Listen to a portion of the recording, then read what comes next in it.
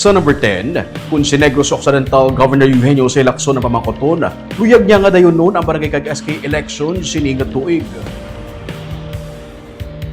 Sa interview sa media, ginsiling isang gobernador nga may napainaman gid nga pondo para sa BSKE sa November 2 sini nga tuig nga hindi na lang gid pagamiton.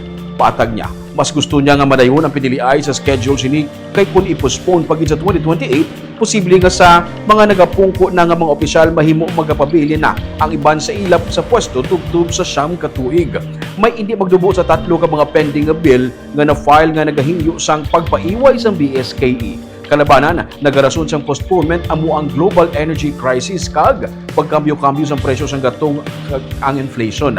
Sa tunga sang amo nga lihok, padayon ang COMELEC sang ila nga preparasyon.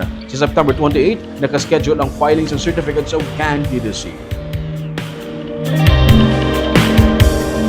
I prefer that it will go on. It will push through as scheduled. Because it's highly possible that if we postpone it up to 2028, some of these officials may have served already for 9 years by 2028.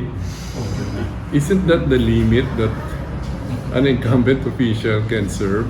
Diba? So if you delay to 2028, you have already served 9 years.